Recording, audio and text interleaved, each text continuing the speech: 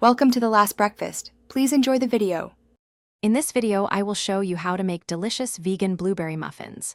First, let's gather our dry ingredients.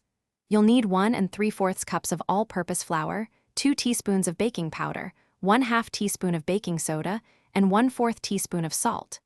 Whisk these together thoroughly in a large bowl.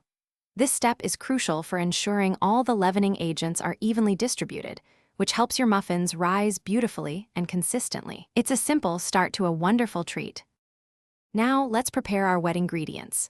In a separate bowl, whisk together 1 cup of your favorite plant-based milk, like almond or soy, and 1/2 cup of granulated sugar until the sugar begins to dissolve.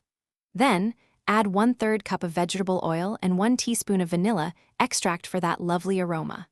Finally, stir in 1 tablespoon of apple cider vinegar. This vinegar reacts with the baking soda to create a light and fluffy texture, making your muffins extra tender. With our wet and dry mixtures ready, it's time to combine them. Pour the wet ingredients into the dry ingredients. Gently fold them together using a spatula until they are just combined. Be careful not to overmix, as this can lead to tough muffins. Once mostly combined, gently fold in 1 cup of fresh or frozen blueberries. Distribute them evenly throughout the batter. Then, fill your muffin liners about 2/3 full with this delightful batter, preparing them for baking. Almost there, preheat your oven to 400 degrees Fahrenheit. Place your filled muffin tins into the preheated oven and bake for approximately 18 to 22 minutes. You'll know they're ready when a toothpick inserted into the center comes out clean.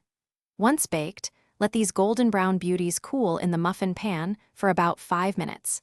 This helps them set before you transfer them to a wire rack to cool completely. Enjoy your homemade vegan blueberry muffins.